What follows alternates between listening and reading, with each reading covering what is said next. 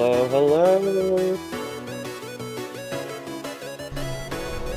Okay, let's put this on mute.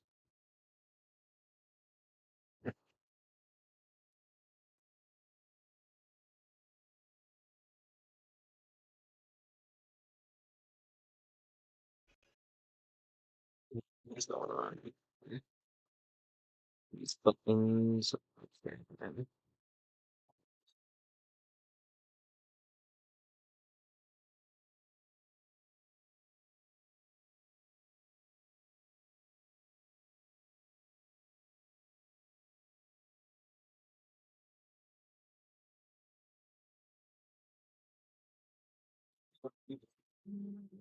Switch this camera on.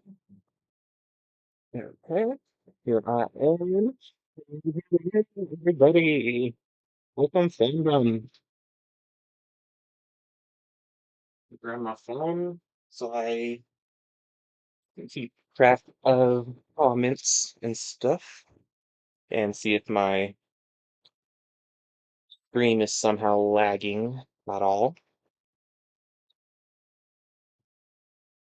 YouTube kind of lags a little bit. Um,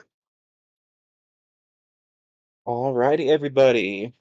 Hello, hello. Another live stream here for YouTube. This was originally going to be a conversation for the Fandom Geek Culture podcast, my second channel with the Chipmunks 170. Definitely go check out their channel. But just other stuff came up this week, and since today is the day before the Oscars, uh, just had to get this somehow made on one of the channels. So here we are. Um, yeah, but just real quick though, I do want to give a little shout out to the Hidden Gem channel. Been weekly going into their live streams, chatting with the two. Um, Definitely a great little channel here. They do a lot of movie reactions, show reactions, and some trailer reactions that I've seen. Uh, Definitely a great just little channel here on YouTube. I do love to support smaller channels out there as I am also a small channel. So definitely people go check out this channel right here that I am showing you. And today we are going to be talking about the 2026 Oscars. Um, Tomorrow they're happening, and what a bunch of films that are coming out. So definitely people, I had to check my audio real quick on my phone. But yeah, it is the 2026 awards, but it is also the 98th awards season. It is looking to be. Um, and that is kind of crazy that in 2 years from now it will be 100 years, and who knows what films will be coming out then. Uh, so definitely very interesting. So with this, we're the Oscar website that I am on right now. They have all of the nominations, all the categories pretty much listed. So we are going to be going through all of those, and pretty much I'm going to be picking I believe, should win every category. And those watching the live stream, do let me know your input also on who do you think should win these certain categories that we will be going through. So let us get into it. Going to scroll down this. This is probably a video version of the like nominations. Uh, but we are not going to be doing the video. We can react to it, but meh, let's just go in the list. And of course, hidden gems, of course, of course. Glad to be subscribed to you guys. So the first thing in the list of nominations or the categories is actor in the leading role. We have Timothy Chalamet for A24's Marty Supreme, and then we have Leonardo DiCaprio for Warner Brothers, One Battle After Another. And then we have, I don't know what Blue Moon is, I've kind of heard of it. but it's definitely more on the indie side of films. And we have Ethan Hawke. He's in the role. Ethan Hawke is a familiar actor to me, just not the film. And then we have Michael B. Jordan for Sinners. Sinners has already been nominated for, unless it's either the previous award season or it is this one right here for the Oscars, 16 nominations. The most, like, pretty much ever for a film. Uh, Crazy. Just crazy. Uh, I'm gonna turn this overhead light, get a little bit more light in this room. Um, But yeah, and then at the end we have Ryan Moore for the Secret Agent. The Secret Agent, if I'm not mistaken, is a Brazilian or like Spanish type of film. It's pretty much goes into like the espionage genre, if I'm not mistaken, really. But for this right here, I will say, ooh, I say I've only seen two of the films here. I've seen one dog after another in cinemas. Both films I do own on DVD. Uh, Secret was really good, and one battle after another. Leonardo DiCaprio really gave it a lot. But I think um, probably Michael B. Jordan due to him dual rolling as two different characters as twin brothers. So there is a lot more pretty much to what he's done for the film versus Leonardo DiCaprio, which is just kind of this drunkish character. Um, Someone's kind of fallen back on what he used to be as a person, as the character he was in the film. But I think for this one, we'll go with Michael B. Jordan for Sinners for that one. And then the supporting role is a weird category because it can include a lead actor, not just someone who's a side character. So it's a little weird thing here. As you can see here, we have Jacob Elordi in the Frankenstein. He is one of the main character right there. And so is Stellan Skarsgård for sentimental value.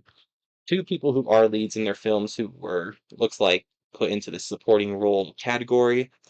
I seen out of these, one battle after another. We got two people. We got Sean Penn also, and Benicio del Toro. Frankenstein with Jacob Elordi. Sinners, Delroy Lindo, and then, like I said, Stellan Skarsgård. For this one, I'm going to go with Jacob Elordi. The reason I'm talking about was good. Don't get me wrong.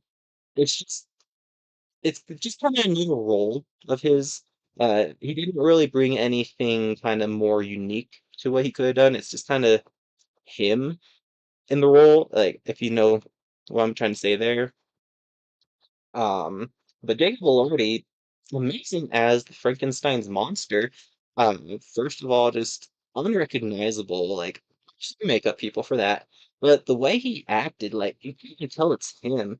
Originally, Andrew Garfield was supposed to take on the role, but scheduling conflicts happened, and Jacob did an amazing job taking over the role. And I also saw Frankenstein in theaters, so that really helped, like, a lot of my voice, I guess, right there. Um, I think right there he probably gets that and he was really good in one bout for another, very terrifying, and just what a character to play. What a character. Don Lindo was pretty good for Sims 2, but not like to I guess the points of what Jacob and like Sean have done. But for this one, I'm going to choose Jacob Elordi for the supporting role. Actress in the leading role, we have Jessie Buckley in Hamnet, Rose Bryan in If I Had Legs, I'd Kick You, which I did want to see that one. That was also from A24.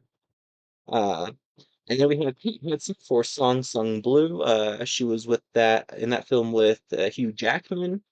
And then we have Renee Rensiv in Sentimental Value. I've seen a couple films with her, but just have not seen Sentimental Value. That was more on like the French side of film, if I'm not mistaken. So, I think. And then we have Emma Stone in Begonia. Begonia. I've only seen one of these films.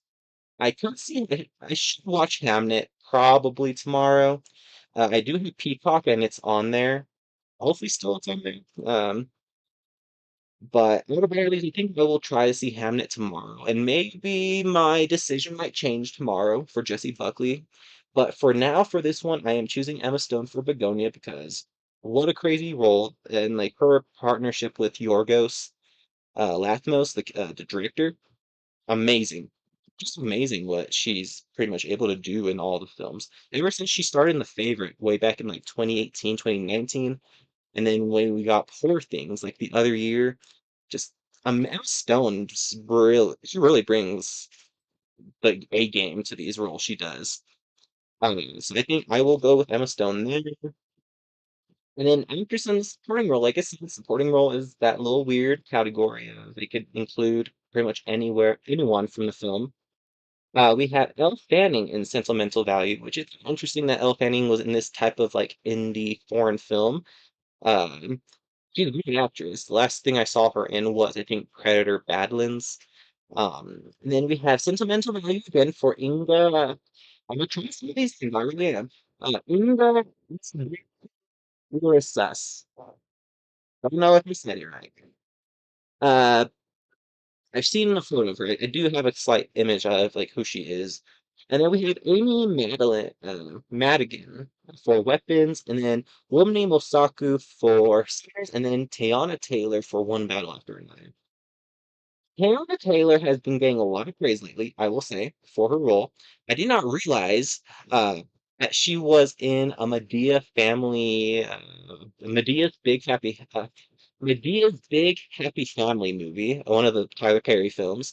Uh, Very interesting that it was her, and then seeing that transition in how her acting is to One Battle After Another.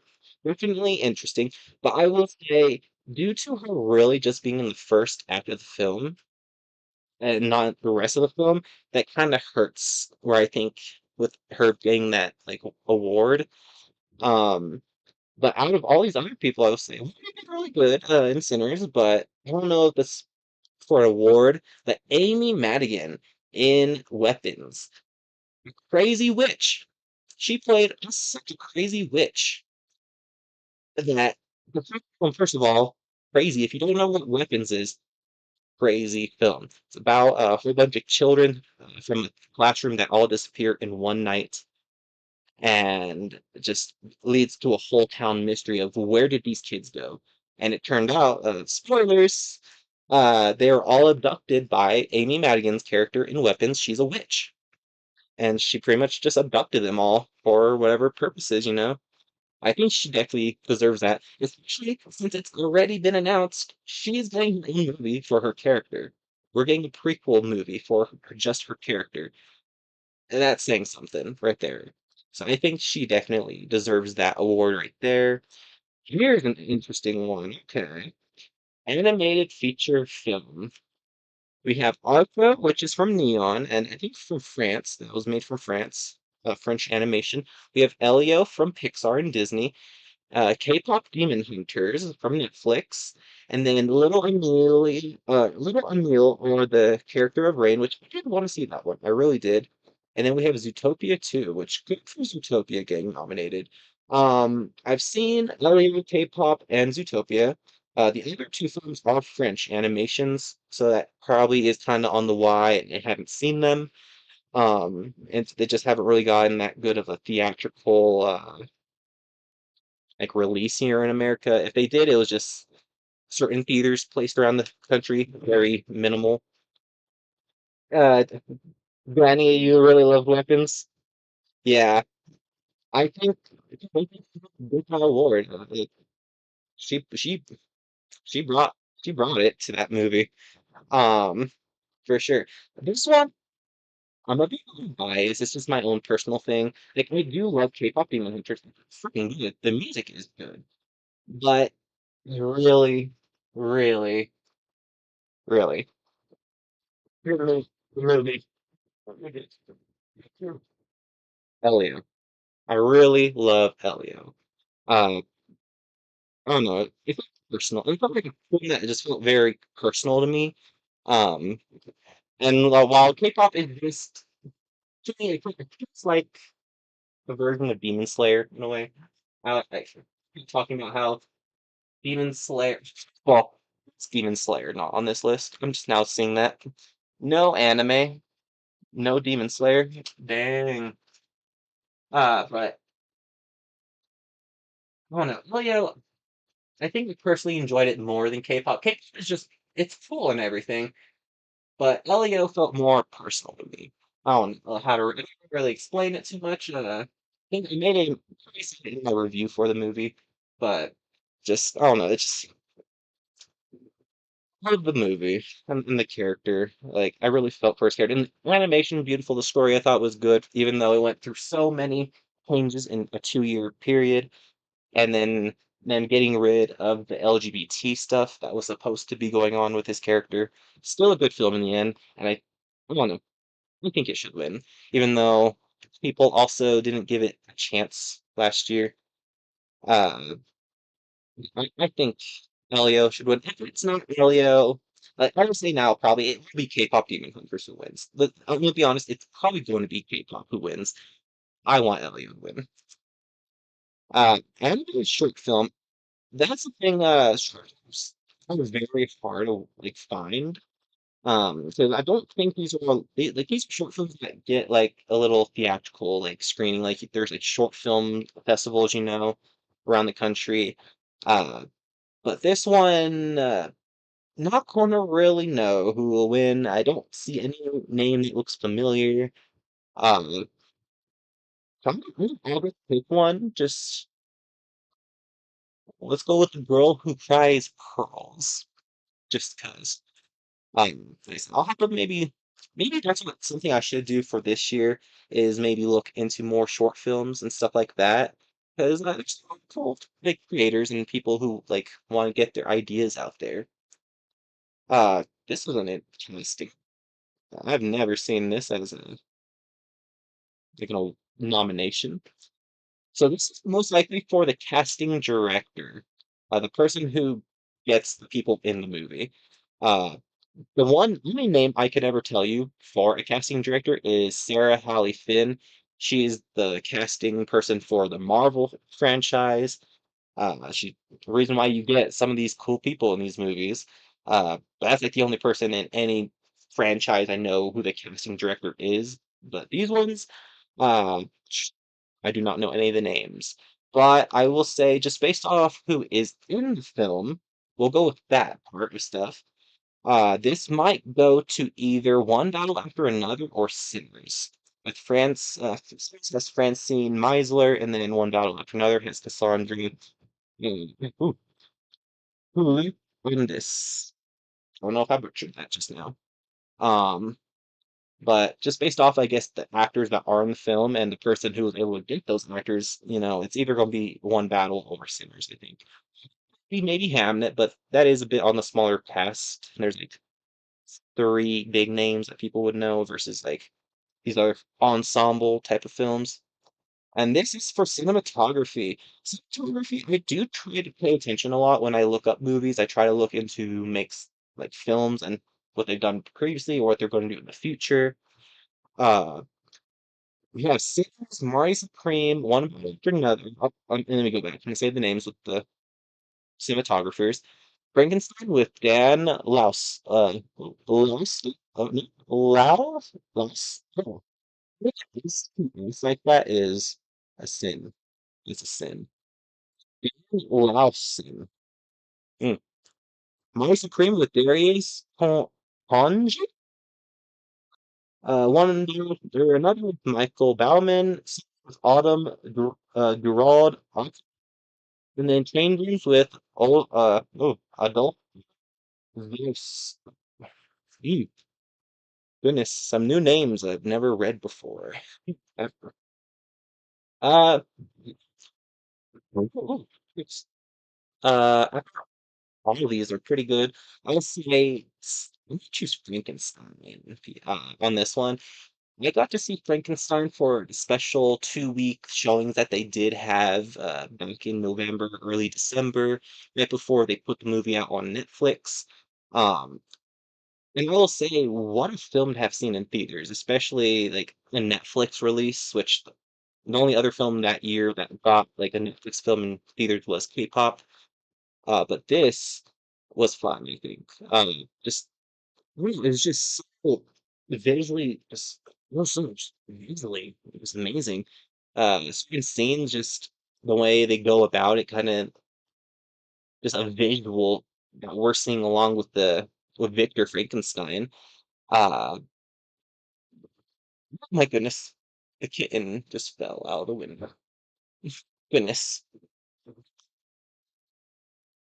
Uh, but I don't know. Okay, Mary being an A24 film might give it some chance, but A24 films do vary on their visuals, especially I don't know, the drama stuff is more still more your normal, I guess, like cinematography. The more obscure A24 films have amazing cinematography, I will say. Those more obscure, like crazier plotted films. But Sinners was very amazing. First of all, if we're talking about Sinners and the cinematography, we have to talk about the the decades scene, is how I like to call it. It's a very middle-ish film, maybe. It's pretty much the main character, playing his music, and then the whole like dance floor kind of erupts into different people from different eras, kind of convening, and how like music just flows through time and everything interconnects and just I don't know, ties all together in a way. And it was just one of the most amazing scenes in that film. But I would say that's probably the best of that cinematography was in that film, and then just some of the other stuff. But Frankenstein really did it with some of the other stuff that they did, just with the flaming skull thing that was like in Victor's dreams, or just when he was hallucinating. Um, very visually pleasing, I guess to put it. And then we got I see you. There's a little cat. Um, but yeah, one just another good, but just not. Mm, this movie just kind of felt like your normal action film. Nothing really too stand out-ish. I'll say yes. That one scene, that's what stood out for that film. But Frankenstein had stuff just throughout the film that was just visually pleasing. Especially with how they, tell the story of Frankenstein for that. So I think with this one it is gonna be Frankenstein. Costume design. We have Avatar Fire and Ash with Deborah L. Scott, Frankenstein again with Kate Hawley, Hamnet with Malgosia Kurzanska, Mari Supreme with Miyoko Bellizzi. That's interesting, a Japanese and an Italian name there. And then Ruth E. Carter. Um, Ruth E. Carter for Sinners.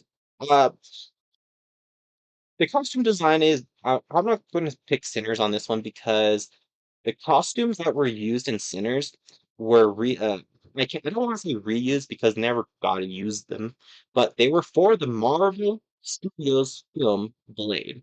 If you don't know what Blade is, it is Vampire Hunter. Mahershala Ali was supposed to play him for the MCU. He only got to do it in the end credits in a little vocal cameo at the end of Eternals. But that film was supposed to be a little bit like a period-ish piece, kind of, and because of the production hell that's going on with that film, they weren't able to use the costumes. So Ruthie Carter was able to pretty much go to Marvel and ask them, "Can I use these outfits for this film?" And because it's also a film that is made by Ryan Coogler, the person who made the Black Panther movies, I think that's what made it even more possible to happen. But because these weren't costumes made for Sinners originally, they were made for a Marvel movie. I don't think Ruth should win. Um, even though like she made them, I'm pretty sure she made them. She made them. She was a part of the Blade production, or she did just go to Marvel and this. But they weren't costumes made originally for the film. There were used costumes from another production.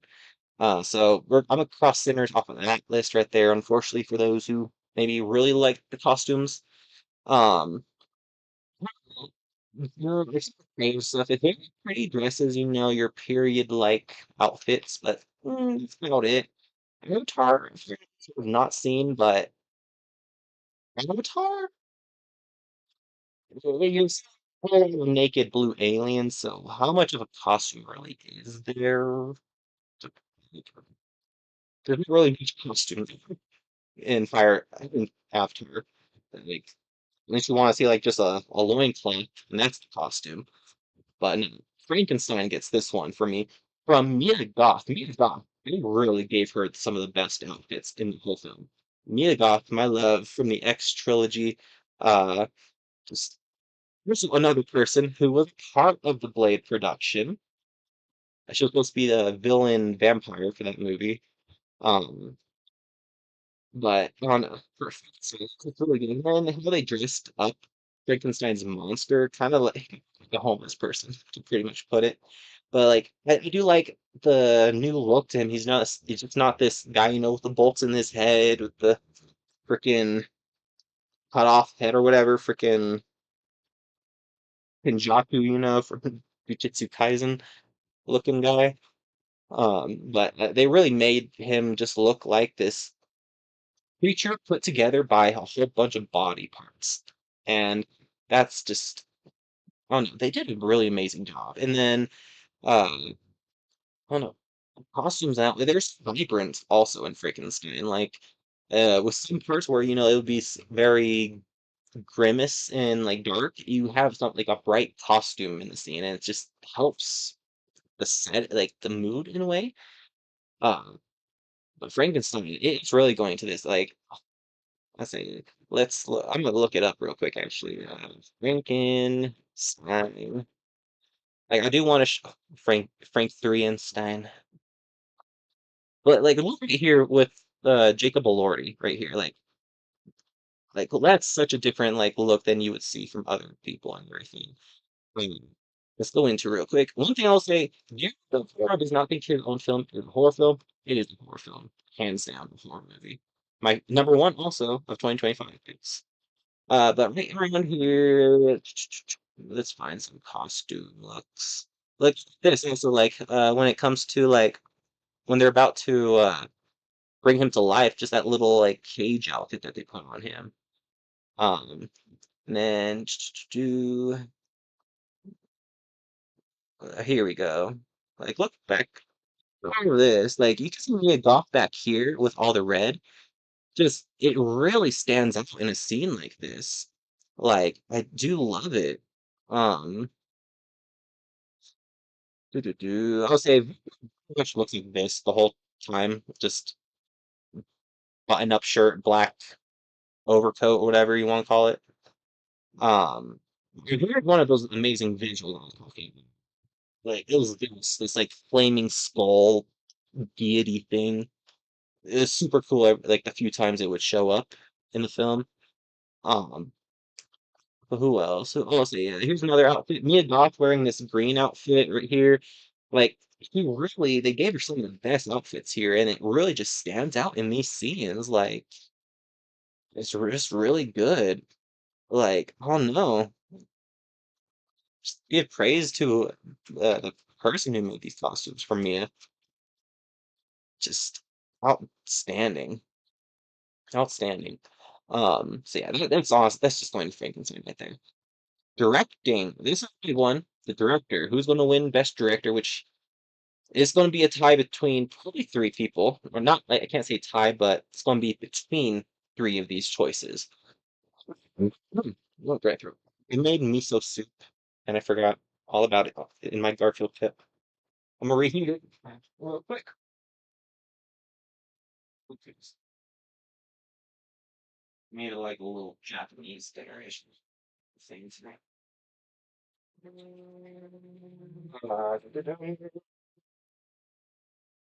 Yeah. We have Emmett with Chloe Zhao, Mario Supreme with Josh Safdie, One Battle After Another with Paul Thomas Anderson, Sentimental Value with Washim Tier, then Sinners with Ryan Coogler. The three names I'm thinking who will be kind of going against each other. It will be Chloe Zhao for Hamnet, Paul Thomas Anderson for One Battle After Another, and then Ryan Coogler for Sinners. This one's really hard one. Me personally, I think Sinners will get this one for sure. Just the way Ryan was able to just direct, he's good with directing people. He really is. From the Black Panther movies, the Creed movies, part of the Rocky franchise, and then here with Sinners, uh, just amazing way of telling a vampire story with a period genre and everything. Now the deep south and everything, just amazing. And then the people who were able to get for the film, like I know the casting person gets a lot of that, but it's also like some of the people that Ryan has definitely like worked with. Of course, like Michael B. Jordan. But yeah, this one's definitely going to Sinners with Ryan Coogler. Around my suit.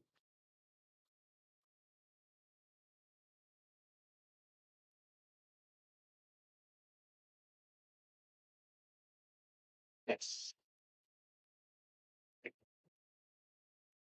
Um. Oh my! Splashed it all over me.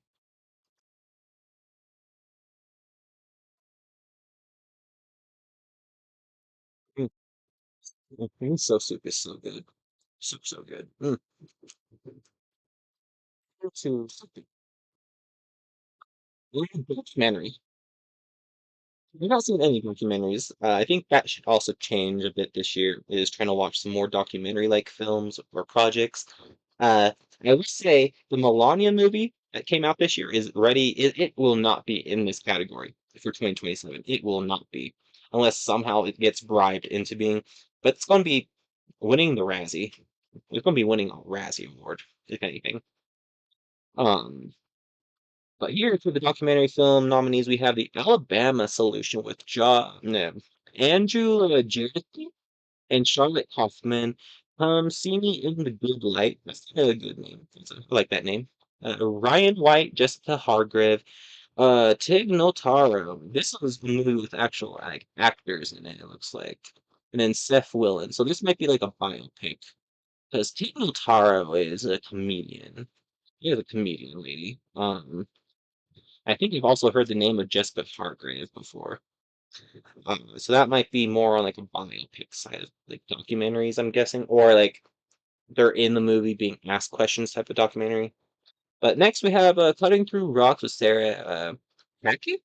Yeah, Phantaki. And hmm, Mohammad Reza. Emni. Sorry if I pronounced that wrong. Cutting Through Rocks with that. And then Mr. Nobody Against Putin, which is mm, David Borenstein, Pavel Lily Faber, and Alzbeta Karskova. Mm, interesting. Definitely a movie, Russian documentary. Just because, Putin, and then we have that last name I said. Very interesting. Then The Perfect Neighbor with Gita Ganbir, Elisa Payne, Nikon Kawantu, and Sam Bisbee. Uh, Reviews will probably say maybe Come See Me in the Good Light will win just because of the more mm, familiar names, I guess, part of it. But that's really all I can say on it, as I don't really know much about the documentary side of stuff currently in media. Same thing with this next one, with the short film part. We have All the Empty Rooms with Joshua Sefdell. And Conal Jones. The next, little longer name, probably the longest name on out of any of these projects of this whole Oscars. Armed Only with Camera, A Life and Death of Brent Renaud. And this is a short film. That's interesting. Short films, I'm guessing a lot of these short films are ranging between, I'm guessing, like 10 minutes to like 30 minutes long, a little, maybe 40 minutes. Uh, because if they're any longer, they'll get considered as a movie. Um, this film's just not like a feature length anything. Uh, the next, Children No More, we're, mm, Children No More, we're in all gone. What is the grammar? were and are gone. That is some grammar. I don't know. But with Hilla Medalia and Sheila Nevins, the devil is busy with Crystalline Hampton and Gita Gandhi. There's another name that we saw in the other documentary side stuff. And then Perfectly a Strangeness with Alison McAlpine. Uh, Probably the armed with only a camera because they are telling like the story of a photographer or a journalist, and those stories are very popular when it comes to a journalism's death. Um, so it might go to that one just as a guess. And then next we have film editing. We have for nominations F1, the racing movie, like the biopic, but not just of the F1 series, with Stefan Mironi, Mir Mir Mir Mironi, Mari Supreme with Ronald Bronstein and Josh Safdie. Josh Safdie is the other brother, or Benny. I don't know. I forget who was the director, and if it was Josh or Benny Safdie, one of the brothers. Then one after another with Andy Jurgensen. Sentimental Value with Oliver Bouguet-Coutet. Really? Oliver Bouguet-Coutet? That's a fun name. Oli Oliver Bouguet-Coutet. Uh, but then last name, starts with Michael P. Soler. Very interesting. For film editing, pretty sinners on this one, just because of how they do the transitions with a lot of these things, and then this is the editor for sure part of it. Just that scene, that just very amazing scene. I don't, is how I can put it. And then Uh, the way, I don't know, the way it's structured is really well filmed. Another is just, it's like I said, you're putting your normal action crime thriller. But I would say I have heard amazing things about F1. I've heard amazing things about F1. So Sinners and One After Another might get, honestly, F1 might take this one from them, possibly, I will say. So I'll go with F1 on this one, even though I've not seen it. The trailers, though, have been very cinematic and everything, and that's a very part of it, is just the cinematic look of that film. So probably going to be that one. And then here we have international films, and this is the sad thing. Where are the Japanese films? Where are the Japanese films? There's no Japanese movie on this. Like, hello? Oh, the Japanese were not treated good this year's Oscars. We have From Brazil, The Secret Agent. So I was right with it being a Brazilian film. Uh, France, It Was Just an Accident. I don't know if you've heard of it ever. Uh, Sentimental Value is a Norwegian film. It looks like not a French film. If I said it, I think I said it was a French film earlier. From Spain, we have Cyrus, which I've heard of that one. And then from Tunisia, which I think it's in Africa, if not mistaken, excuse me, the voice of Hind Rajab. Uh, I've never heard of that one. I don't even know if I heard it was just an accident. I might have though, because of it being a French film. Um, this is probably going to go to either Sentimental Value or The Secret Agent, I'm going to guess. Sentimental Value's been nominated quite a bit, so it could get this one, but I've heard just amazing things from The Secret Agent. Secret Agent is on like former President Barack Obama's like top film list. So very curious about that. And I do love the espionage genre. I really do. Now we have a live action short film, so this is separate from the animated one that we saw earlier. We have Butcher's Stain with Meyer Levinson uh, Balut, Ballant? Mm, don't know. And then Oron Caspi. And then I've heard of this one, A Friend of Dorothy. Really? It's a short film? Okay. That's a short film. I don't know. Well, okay. Dorothy, It's the person who played the botanist teacher or the herbologist teacher in Harry Potter. That's a short film with that actress. But that's really all I know about it. I was going to do a trailer reaction, but interesting, that it's not even a full movie like I thought it was. One interesting. It's a short film. Jane Austen, I've heard of her before. Jane Austen's period drama. This is what it's called, isn't it? What you're calling your short film, is it? Really? Jane Austen's period drama? That is, did someone just forget a name? What is the name for that? Like, it's not what you're calling your short film. Jane Austen's period drama. It's describing the drama, like the short film, not what the short film is. Whatever. That one's off my list. Just because of the name. Just because of the name. Then we have this, I didn't even say this, Julia S. And then Steve Pinder. Ooh, what is that name? Ooh, why'd you name your short film like that? That is not a good name at all. It's like saying it. It's like Tyler Perry naming his movies. Tyler Perry's comedy movie. It's like naming a Medea film that lazy. That's so lazy.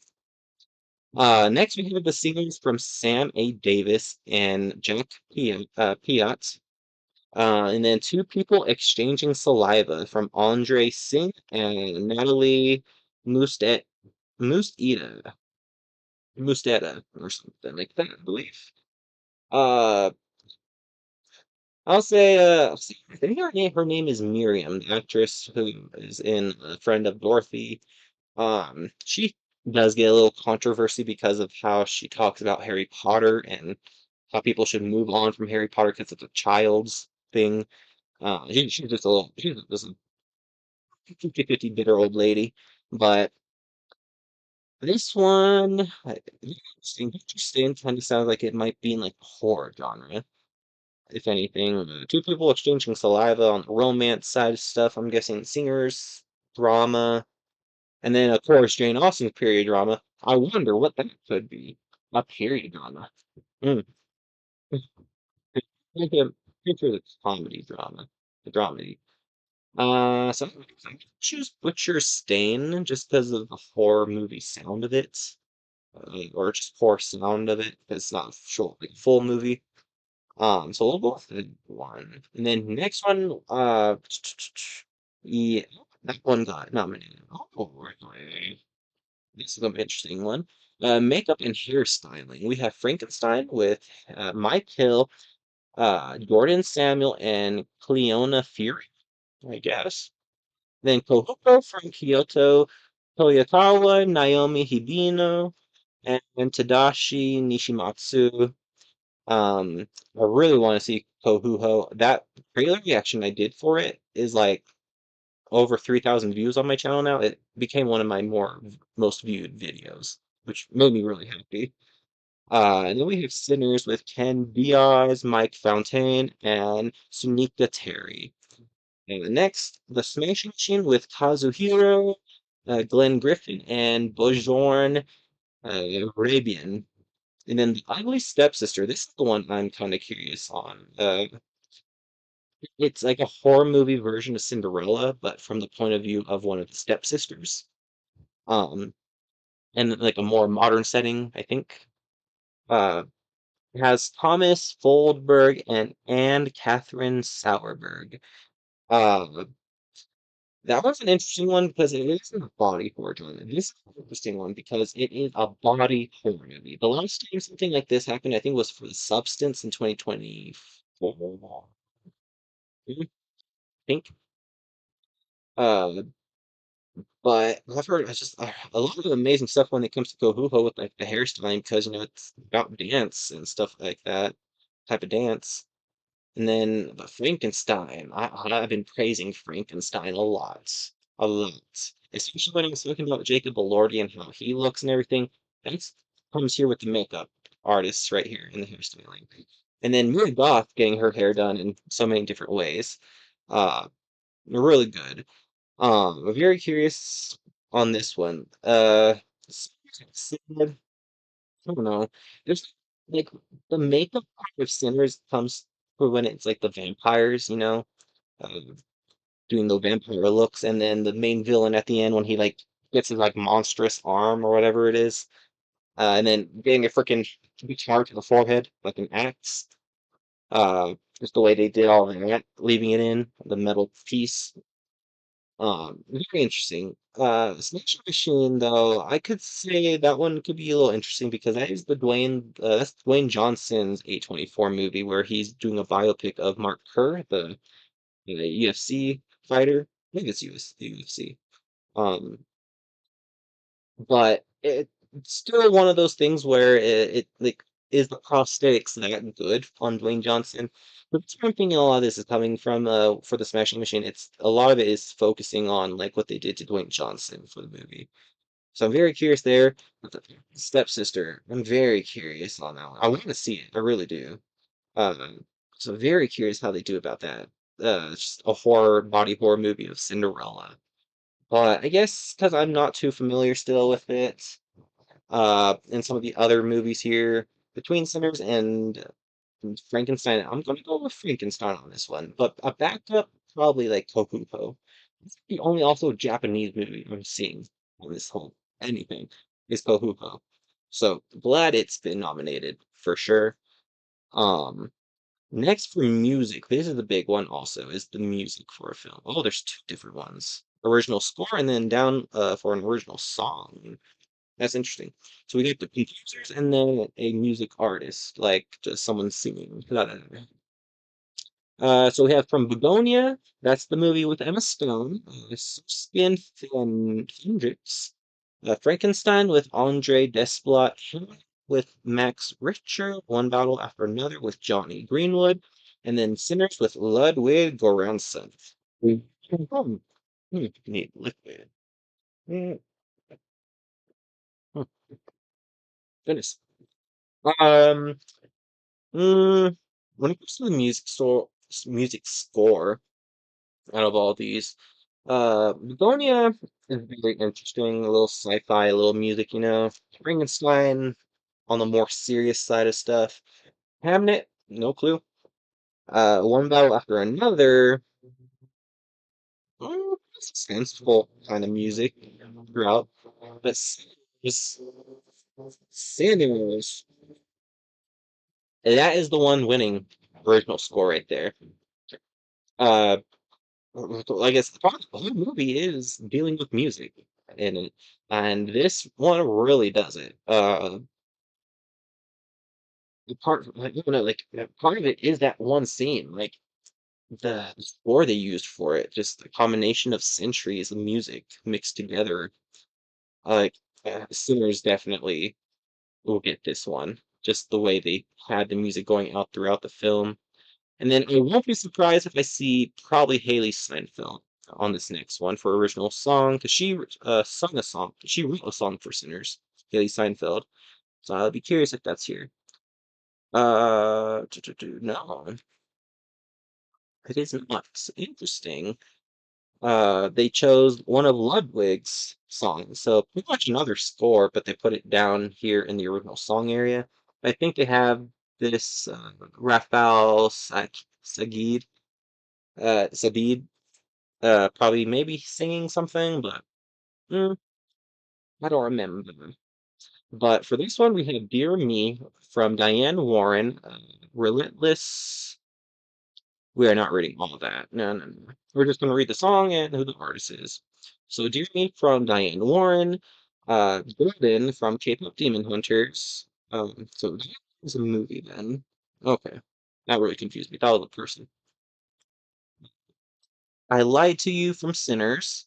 I said that was Ludwig again. And then Sweet Dreams of Joy from Viva Verdi. I think I've heard that. Then Train Dreams. I forgot what Train Dreams was. Uh, Dreams from Train Dreams. This one is probably going to Golden because the song literally made it onto the Billboard charts like and is like one of the most played songs like ever anywhere. You'll hear it in Walmart playing now. Like it's crazy. So yeah, Golden is winning this song like category.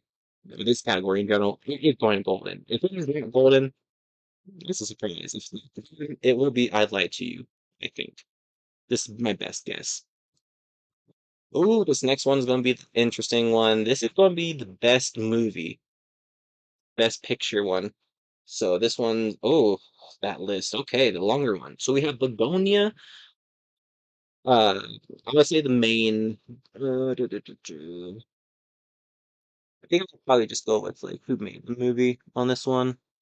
Oh, Steven Spielberg was on Hackman. It looks like that's interesting. Interesting. They did not look like a Steven Spielberg production. It's really a Steven Spielberg movie, really. And then with Steven coming out with Disclosure Day later this year, his sci-fi alien movie with Emily Blunt, that one's going to be very interesting. Then we have, yeah, let me go back to the top. Yeah, Begonia with Yorgos Lanthimos, F1 from Jerry Bruckheimer, Frankenstein from Guillermo del Toro, Hamnet from looks like Sam Mendes. I'm pretty sure Sam Mendes, the actual director. Then Steven Spielberg, Marie Supreme with Josh Safety, One Battle After Another from Paul Thomas Anderson, The Secret Agent. They have the producer listed here, weirdly. I don't know why. Emil Lasclau. It's I don't know why they have the producer listed only. Hmm. Then Sentimental Value with Andrea Brenston Altmar. Then Sinners with Ryan Coogler, and then Train Dreams from, I'm guessing, I could not tell you which of those names is the director. Um, but a very interesting little list of who could win Best Picture. Uh, it's going to, oh, it's a really good list. It, like I said, it, the most, oh, that's actually interesting. It's not listed here for Best Picture. K-pop Demon Hunters is not here, unless it's animated category. Yeah, animated feature film. Never mind. That's why they have the animation stuff separate. Kind of a little weird that they do that.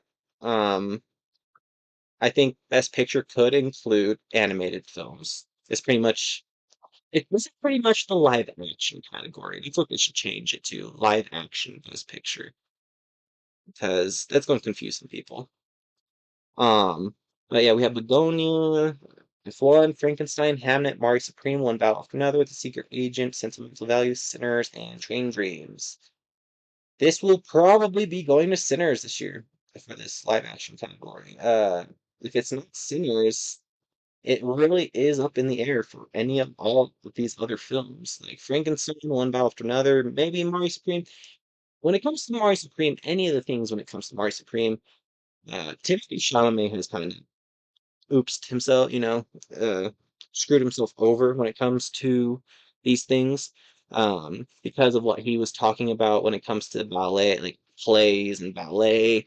I think he was very much talking negatively about that side of just entertainment. Um, so he may or may not win. I'll say, Mary Supreme may or may not win just because of Timothy Chalamet's little stupidity in interviews and stuff. Whether or not it's from the past or a recent interview came to light, and people aren't happy. But yeah, there's one after another with Frankenstein for me. Maybe Begonia, but I don't know if Begonia will win. It's good. I don't know if it's gonna be like best picture. Well, I was like, uh, Things won best picture the other year, and that was from Yorgos and Emma Stone. So that's probably what people might think it could win because they both won the other year. But this one might just go straight to Sinners. Production design. Frankenstein, Hamnet, Mari Supreme, One Battle After Another, and Sinners. Um, Very interesting. The production, oh, these are really good ones. Production might go. This one will either go to Frankenstein, One Battle After Another, or Sinners. And the production design, well, I'm between Frankenstein and Sinners on this one. I would say the design and everything that goes on throughout the Frankenstein movie is really good. So I might pick Frankenstein on this one. But if it's not Frankenstein who wins, hopefully it's Sinners. Sound design, I'm not saying the design, but for sound design, we have F1, Frankenstein, One Battle After Another, Sinners, and Siren. So this is a little different from like the music side of stuff. This is like all the other stuff that's creating, I don't know, sound that's not music. Uh, so it'd be like your sound of your explosions, stuff like that. Not like your visual effects too much here, but just the way they make it sound versus how it looks. Uh, Out of all of these, I'm gonna say it straight up. It's probably gonna be F1 because that is a racing movie and doing cars and all that sound with a racing in cars, like it's gonna be good, I bet. And just the way the movie already looks like it's gotta be something. So I'm gonna say F1 will win this one. Sorry to all the others, but F1 really has their production that like really good with it. Visual effects here. We have Avatar Fire and Ash F1. That's a good one. I like to see that being nominated here. We have Jurassic World Rebirth, the seventh Jurassic Park film being nominated. You don't really see Jurassic World get nominated, or just the franchise too much. The Lost Bus, never heard of that one. And then we have Sinners. Um, Jurassic World was pretty good when it came to like, the dinosaurs and everything with the CGI. So it's just, they just keep evolving with how they make the films from the original Jurassic Park with, using the animatronics to how they are now. They still do, the mix of animatronic and CG with these newer films. So it's definitely a 50-50 with Jurassic World Rebirth winning. Avatar Fire and Ash, like, it's just, if you've seen all the other movies, like, I don't know how much of a big difference in the visual effects they're doing with this one. I don't even know if Avatar has ever won the visual effects category in the past. If it has, then it might have a chance here. But it could, like I said, be F1. Like I said, it has that very good production design. It's a very clean looking film. And then Sinners is this amazing looking film all throughout. Like, I have no complaints. So this one, winner, I will say probably goes to. That's a hard one.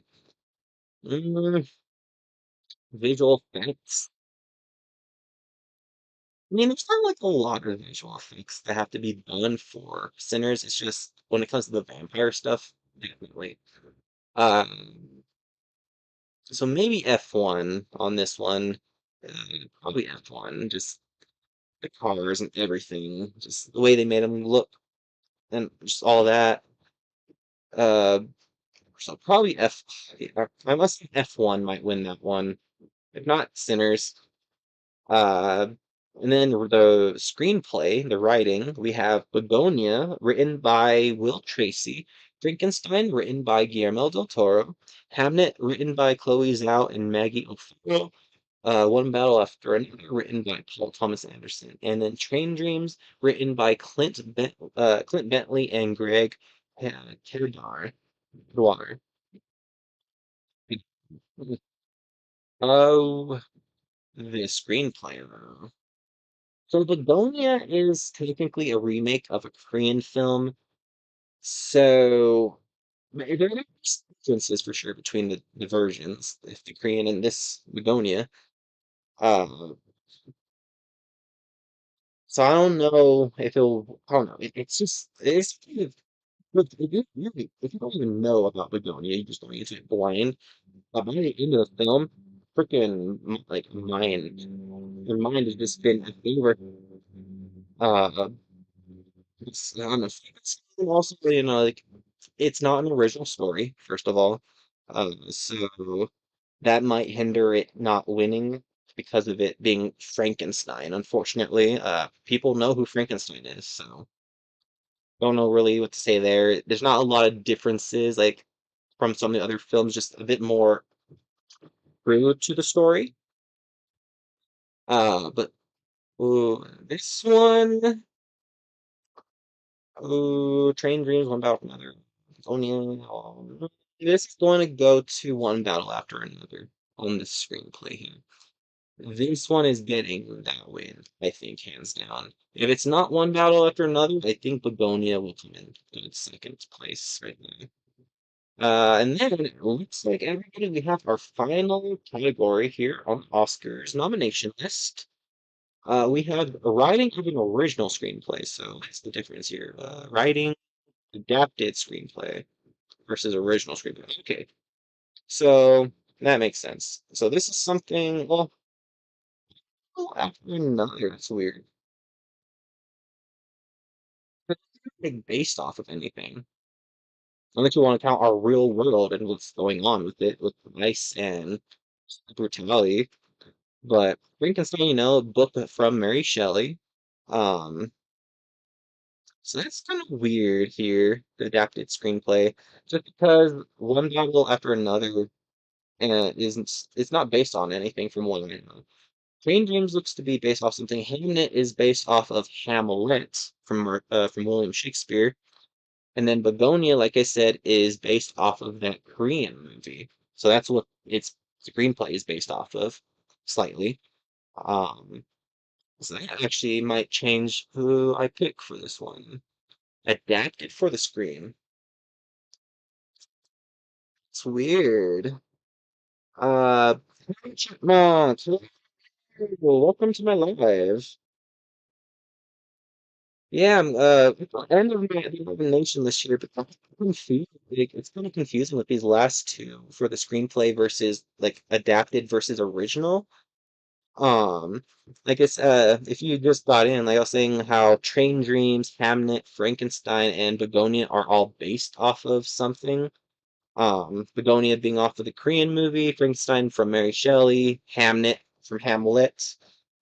And then, Train Dreams, whatever it's based off, seems like it is. But one after another, if I'm saying that is an original, like, story, I thought. So that should be more like in the original screenplay, I would think. But since we have five people here, maybe they weren't. That's so weird. Because you can see it here, like, we have all these other ones show, like, screenplay for this, and then written for the screen by Guillermo del Toro. That's a little different because of how he does it. But it's weird. It's really weird. Well, it's getting so windy outside now. Oof. It's getting so windy. Uh, oh, that's a weird one. Oh, I still think like one band after another have a good chance of winning here, but just now seeing the differences between the categories, well, it could honestly go straight to Begonia because of that. Honestly, maybe. It might go straight to Begonia honestly instead. It might really. And then, but the final category, let's just get straight into that one. Blue Moon, written by Robert Peplow. It was just an accident, which I don't think I've heard of that one at all this year. It's definitely a foreign film. Written by Jafar Panahi. And then Marty Supreme, written by Ronald Bronstein and Josh Safdie. And then Sentimental Value, written by Eskil Vogt. And then Washim Trier. And then Sinners, written by Ryan Coogler. Um, this one I think is hands down. I think people already know who will win the screenplay for this one. I think it is Ryan Coogler for Sinners. Um, they're all original stories, and out of all of these, Sinners has made the most impact on cinema and film within the last year. So I think it definitely will win that one. I was saying this, I think the screenplay one is actually such a weird, like the way they pick the movies, like that's so really weird. So I feel like I'll look that up right now, actually. We do it on the computer, but it's gonna be faster here. Is one battle for another based on something. Based on something. Oh, okay, so this is why. Okay, so this is why.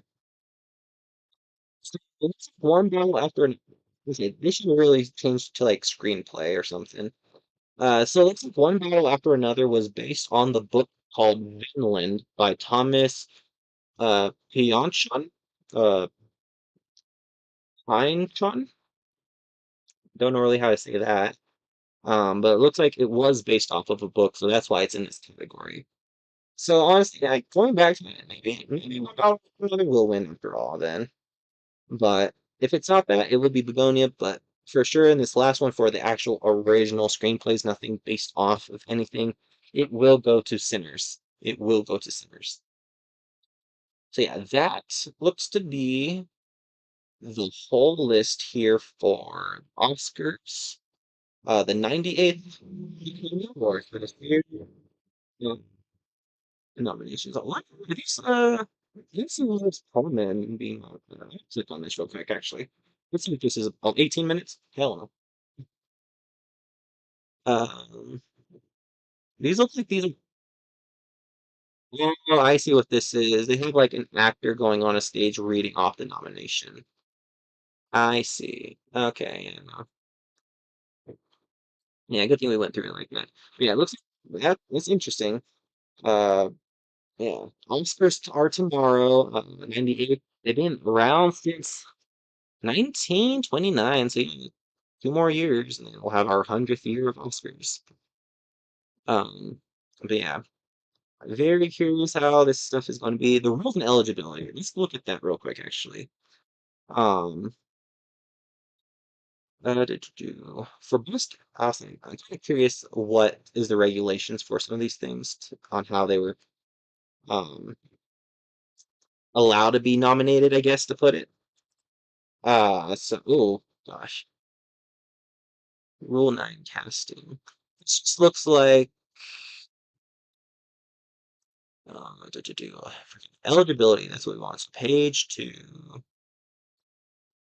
whichever one is page two. Rules, award definition. Yeah, I don't need that. Eligibility. So here it is for eligibility and what makes any of these films eligible for a nomination. Um, so rule two in their little PDF eligibility. Number one, eligibility for Academy Award consideration. That doesn't help us. So all motion pictures, unless otherwise noted in paragraph 10 below, must be a feature length defined as over 40 minutes long. So pretty much anything under 40 minutes long will probably be put into that short film category that we've been seeing. Um, and then publicly exhibited by means of the way they shoot the film between a 35 millimeter or 70 millimeter film, which like that has to matter how you like shoot the film and what type of camera style and framing. As long as you make that's so weird. And you have to use type of minimum projector resolution of 2048 by 1080 pixels, source image format. They just also yeah, the JPEGs, pretty much how you format the film is what also they're looking for, which is weird. Like, I don't really think anyone cares how a movie is certainly formatted. If it is formatted differently, it's just, I think, a unique style, honestly. Audio is typically 5 to 1 or 7 to 1 channels of discrete audio. A minimum for non-mono configuration of audio should be 3 channels at left, center, right. Okay, really. Just the discrete audio data, blah, blah, blah. Info news. Info that's not as important is, but it's like, it's only important, I guess, for the person who's actually running the camera. What? The pre so the movie, so the movie also has to be in these 6 cities, apparently, to be nominated. You have to have your film be put in theaters in the Los Angeles County, City of New York, in all of 5 boroughs. Uh, the Bay Area, which is San Francisco, Marin, Alameda, and San Mateo, and Contra Costa. The Chicago area, which is pretty much the Cook County, Illinois, and then Dallas. It looks like in Texas, Dallas, Fort Worth. I don't know, that's Dallas, Dallas. Um, Worth, I thought was a separate place. Um, but yeah, Dallas County, Tarrant County, Texas, and then Atlanta. So a movie has to be qualified. You have to have your movie in those locations to be nominated. And then for a theatrical qualifying run of at least 7 consecutive days. So you have to have your movie in theaters for about a week, it looks like. Um, during which period screenings must occur at least 3 times a day. So you have to have the movie playing 3 times on at least with at least one screening beginning between 6 p.m. and 10 p.m. daily. PM? I don't know how you're getting 3 showtimes, which if you have like multiple theaters showing the film, I guess that counts as showing a film multiple times, possibly. But then you must also advertise and exploit your film, a theatrical film, certifying run in a manner normally customary to theatrical feature distribution practices. So you have to pretty much promote your film properly, to put it. And then you have to have it by the award deadline, of course, which that one's of everyone knows that one.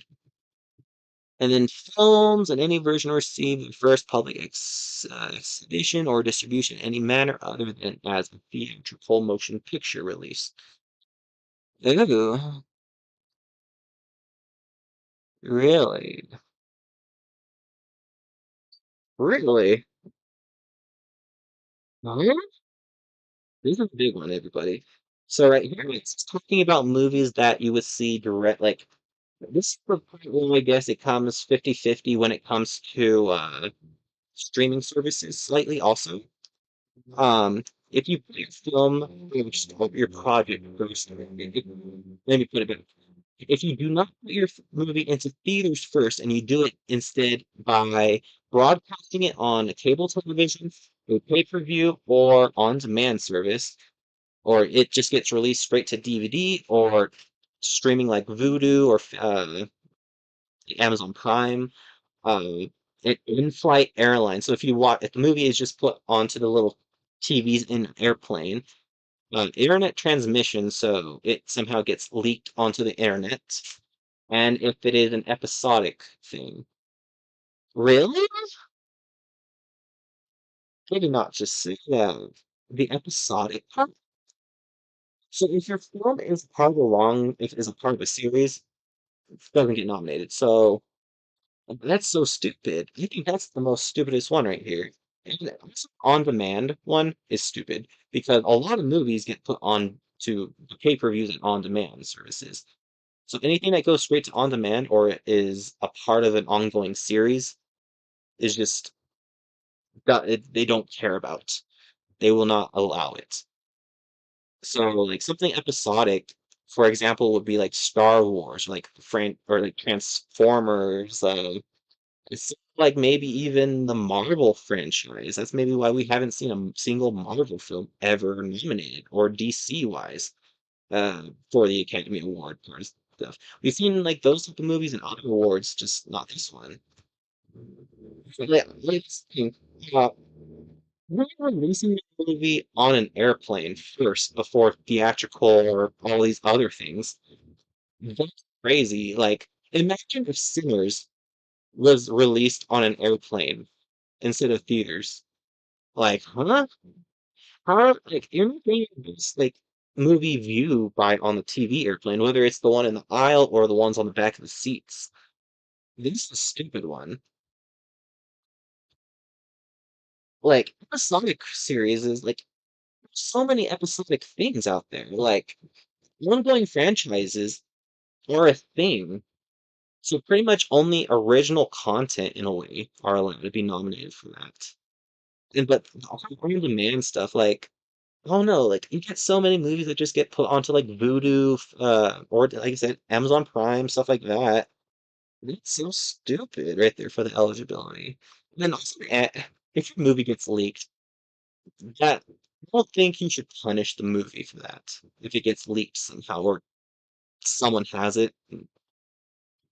Hmm, oh, I don't know. But it's very interesting. But with streaming distribution, it's weird because we made that. Well, it's still on here though. The whole streaming thing is weird because we got Frankenstein and K-pop Demon Hunters mentioned on the nomination list, but they still got nominated. I don't know if it's because of them going to theater, but that's the thing. K-pop Demon Hunters got a weekend release in September, and then they brought it back in like December. It got like two times in theaters, but like very. No, that's what it was. It was it's middle September for a weekend, and then Halloween weekend it was back into theaters for like 3 days. But Frankenstein actually got a full 2 week period in theaters. So I would that's so weird with the streaming stuff. You see streaming stuff slightly get nominated. That's so weird. But then here at the end, motion pictures released in such non-theatrical media or on or after the day of their theatrical. Uh, wait. Motion pictures are released in such non-theatrical media or on or after the first day of their theatrical qualifying run remains eligible. So up to 15% of the running time of a film may be shown in a non-theatrical medium prior to the film's qualifying run. Okay. So pretty much like a sneak peek of a movie they're talking about there. Um, you see like a sneak peek in theaters, like kind of like how like Odyssey was right in front of like Jurassic World. I don't know other movies we kind of gotten like that. But it's so crazy though with all of this stuff. Review, no review, yeah. The kitten is like chasing after the big old tabby. She's in her zoomy hours, but I don't know. All of this is kind of bullshit. Um, but then it's crazy because then that means even like TV movies made for TV won't ever get nominated, even if they're that good of a TV film, they won't get nominated. That's crazy. Oh, and then film festivals may provide films online. Only they can release. Only festivals can do internet transmission, it looks like. That's crazy. It's like it's kind of like I don't know. They're going back and forth. Accepting these films online, blah blah blah. Eligibility is contingent on the receipt of the Academy or the Oscar submission form. So you also have to like submit your film to the Oscars, of course, which that's a whole pay-in thing, honestly. And then you have to have a full amount of end credits or credits in the beginning of a movie. Like you cannot just have your movie start and end without credits. You must have name of the commercial motion picture theater where the film has qualified. The name of the commercial motion picture theater. That one doesn't make sense. That's like saying like that's like SAG-AFTRA or something. Like I don't know, like IMAX stuff. I don't know. The dates and times of theatrical running day, so you have to like say when the movie is coming out on your poster or like when you promote it. You cannot just say your movie's coming out and then never give a release day for it and it just comes out. Oh, eligibility for all awards shall be determined by credits as they appear on the theatrical qualifying version of the film. That's weird. Um, the Academy shall not be bound by any contract or agreement. Also, in the event of any dispute concerning the credits, the Academy reserves the right to declare any achievement, eligibility, or alternative to reject all claims to credit. Oh, wow. How much? Oh, there's so much eligibility stuff. Okay, we're almost done with eligibility. We're just gonna kind of look at, oh my goodness, go back up. Blah, blah, blah. What else looks important? Hey. Alteration of achievement, bona fide works. Motion pictures from all countries shall be eligible for the awards. So any country can submit their film. Uh, but it has to like have subtitles. You have to include you have to include subtitles to these things if it's an international film. Okay. So if you're missing subtitles on your movie, okay. Alternate additional qualifying method not listed. Oh, this is for like the animated short films and the main feature short films and the documentary side of stuff. Oh, I'm not saying all these other rules. And then the final looks like on the main stuff is no appeals are permitted. You cannot appeal your film. And then the Academy shall resolve all questions of eligibility and the rules. Yeah. And then you have to make sure what you do and what qualifies a film. It has to be theatrical, of course. Had to been in theaters between January 1st of 2025 and December 31st of 2025. So that will be for like every year, it looks like. Has to be within that full time period. I thought it was a little different than that, but that might be for a different award season or a different award show. Yeah. Huh. Deadlines around 5 p.m. of September and November. Oh, so there are little deadlines like that. And if you do not want your film to go into the Oscars, you have to withdraw your film by December 1st of that year. As it for this season, it was 2025 for December 1st. So that's interesting.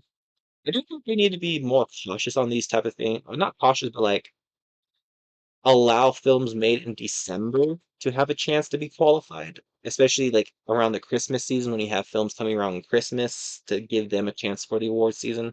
But we don't do that. We don't do that. Yeah. Blah, blah, blah. Hmm. The Academy has a lot of stupid rules, and then they have rules. Oh my gosh. Yeah. Some rules for almost every different type of category also. So what I looked at was pretty much like an overall thing, but it looks like there's also like sections for the individual categories, which that's too much. That is too much, I think. Just a little bit, but very curious, honestly, with that and how they're doing that. Um, Here I am. Big screen camera.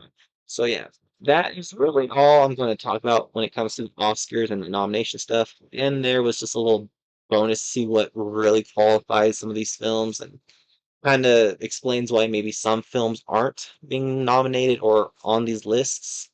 Just a lot of crazy rules, it looks like. It's a good and bad thing, but hopefully some of these rules might change, especially the on-demand stuff and like what was it? I forgot, right? But um, they really should be a bit more lenient for some things, I think. I don't know, but not too sure. But I think this is going to be pretty much the end of my live stream, everybody who's watching. Pretty sure it's just Chipmunk and the Hidden Gems here still. So I do want to say thank you to you both. And also, uh, I gave a little shout out already to the Hidden Gems in the beginning of this video. But to end with this one, I'm going to do another shout out for the Chipmunk 170. If this loads, there we go. Yeah, in the beginning, I did a little, I'm gonna go back here, uh, shouted out Hidden Gems, shouting them a little bit again here, but yeah, Chipmunk 170, he is my collaborator on the Fandom Geek Culture podcast, and I've done not countless, but I've done quite a bit of collabs with him here on my main channel. So definitely go check them out. They are amazing channels that I just showed here. Amazing content creator channels. Uh, do a lot of the same, like similar stuff. Kind of like a little bit different from what I do, but I'm slowly coming out with content like they do. Um, but definitely check them out. So everybody, I don't think I'm even showing the thing I want. Well, let me go back, actually. Oops. There we go. Um, Chipmunk 170 is right here. Um, yeah, with the other camera without realizing it somehow. But I didn't. But yeah, Chipmunk 170 here, and then of course the Hidden Gems React channel. Do check them out. Definitely be great to support smaller channels. It really is. So pretty much, I guess to end off this little live stream, just thank you for everyone who did turn into this. Definitely an interesting movie season. Pretty sure this is the final thing I will be covering. Both me and Chipmunk 170 from from the podcast channel. Also, I think this is the end of the movie awards season when it comes to discussions. There'll probably be one more discussion probably when it comes to the winners tomorrow, but that will be more likely something happening on Monday. Or maybe tomorrow, but who knows? But thank you everyone for tuning into this. My phone's at 1% now, so I'm going to end this.